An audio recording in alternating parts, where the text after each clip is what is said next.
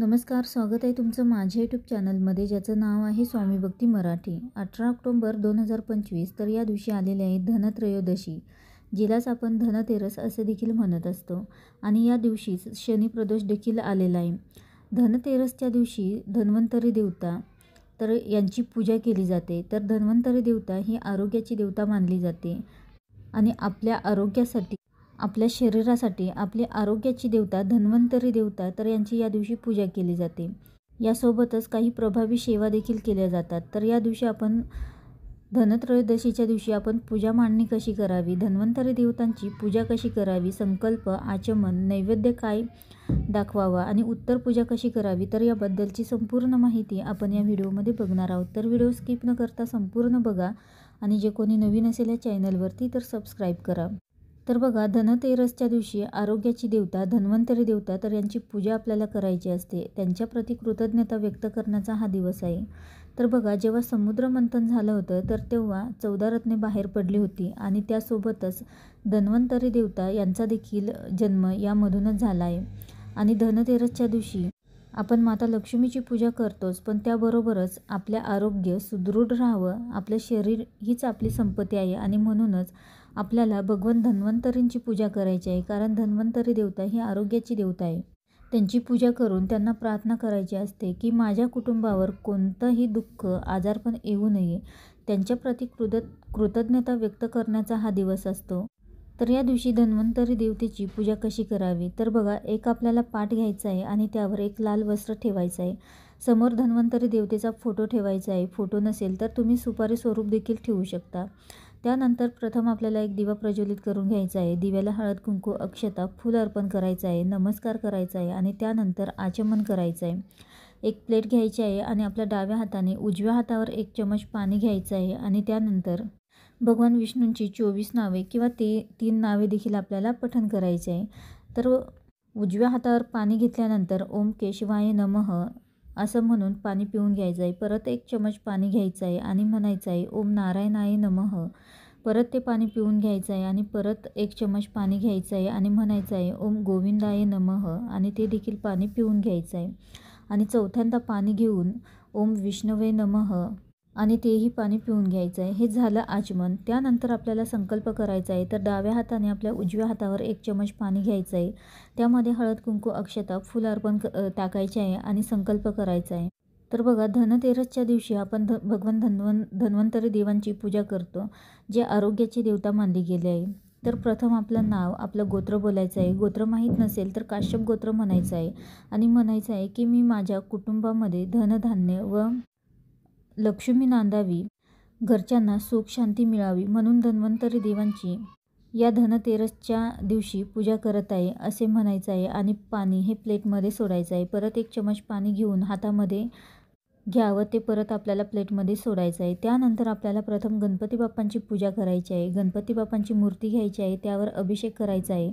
ओम गणगणपते नमः हा मंत्र 108 किंवा 51 वेळा पठण करून किंवा गणपती अथर्व शीर्ष 1 वेळा पठण करून अभिषेक करा. त्यानंतर मूर्ती कोरडी करून आपल्या उजव्या बाजूला 2 विड्यांच्या पानावर गणपती बाप्पांची स्थापना करायची आहे.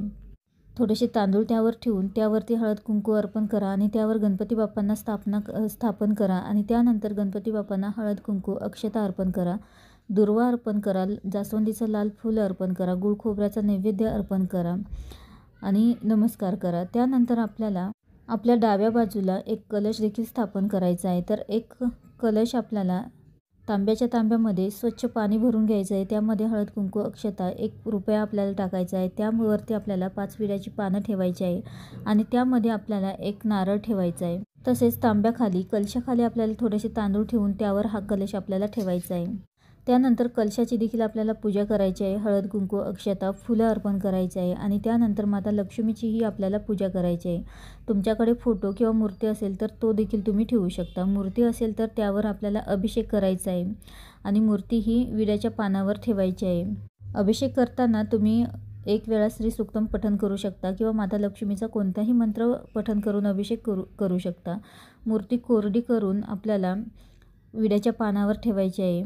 माता लक्ष्मीला हळद, कुंकू, अक्षता, फुलं अर्पण करायचे आहे आणि त्यानंतर धन्वंतरी देवतांची आपल्याला पूजा करायची आहे. तर धन्वंतरी देवताचा फोटो असेल तर त्याला, किंवा सुपारी स्वरूप तुम्ही जर ठेवले असेल तर तुम्ही त्याला पण आपल्याला हळद कुंकू अक्षता फुलं अर्पण करायचे आहे. तुम्ही जर सुपारी ठेवली असेल तर सुपारीवर देखील आपल्याला अभिषेक करायचा आहे. आणि विड्याच्या पानावर आपल्याला थोडेसे तांदूळ ठेवून त्यावर ती सुपारी धन्वंतरी देवता म्हणून आपल्याला स्थापन करायची आहे. त्यानंतर एक विड्याचं पान घ्यायचं आहे आणि त्यासोबतच हळद म्हणजेच हळकुंड घ्यायचं आहे, दालचिनी, लवंग, वेलची, काळी मिरी. तर हे सर्व थोडं थोडं आपल्याला या ठिकाणी ठेवायचं आहे. तर या वस्तूंचा देखील या दिवशी मान असतो. तर या वस्तू देखील आपण आयुर्वेदिक म्हणून वापरत असतो, त्यामुळे या वस्तूंची देखील आपल्याला पूजा करायची आहे. तर या सर्व वस्तूंना हळद कुंकू अक्षता अर्पण करायचे आहेत, फुलं अर्पण करायचे आहे. आणि या दिवशी सप्तधान्यांची देखील पूजा केली जाते. घरातले जे कडधान्य आहे तर त्यांची पूजा केली जाते. तर यामुळे आपल्या घरामध्ये कधीच धनधान्याची कमतरता पडत नाही. तसेच या दिवशी काही वस्तूही खरेदी कराव्यात. तर मातीचे बोळके घ्यायचे आहे आणि त्यामध्ये आपल्याला सप्तधान्य प्रत्येक बोळक्यामध्ये ठेवायचे आहे.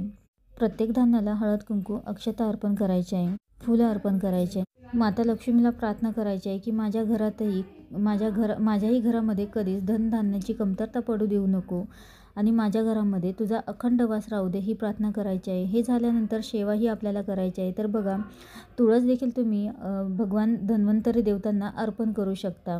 त्यानंतर आपल्याला आरती देखील करायची आहे. तसेच धने आणि गुळाचा नैवेद्य आपल्याला अर्पण करायचा आहे आणि धन्वंतरी देवतेची कोणतीही आरती आपल्याला पठण करायची आहे.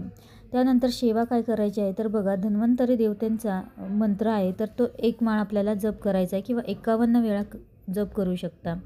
त्यानंतर 1 वेळा विष्णू सहस्रनामाचे पठण करायचं आहे, 1 वेळा रामरक्षा पठण करा. गीतेचा 15वा अध्याय पठण करायचा आहे. त्यानंतर कालभैरव अष्टकम पठण करायचं आहे. 1 माळ महामृत्युंजय मंत्राचा जप करायचा आहे. अकाल मृत्यू येऊ नये तर यासाठी कालभैरव अष्टकमचं आपल्याला पठण करायचं आहे. आणि उत्तर पूजा ही दुसऱ्या दिवशी आपल्याला सकाळी करायची आहे. तर कळशातील पाणी तुळस सोडून इतर कोणत्याही झाडाला तुम्ही अर्पण करू शकता. जी फुलं आणि पानं आहेत तर ती निर्माल्यामध्ये टाकायचं आहे आणि जे फोटो आहे तर ते जागेवर ठेवायचे आहे. नारळ हा तुम्ही परत लक्ष्मीपूजनाच्या दिवशी तो तुम्ही वापरू शकता आणि नैवेद्य हा तुम्ही गूळ खाऊ शकता. आणि धने हे तुम्ही कोणत्याही भाजीमध्ये नॉनव्हेज सोडून कोणत्याही भाजीमध्ये तुम्ही वापरू शकता.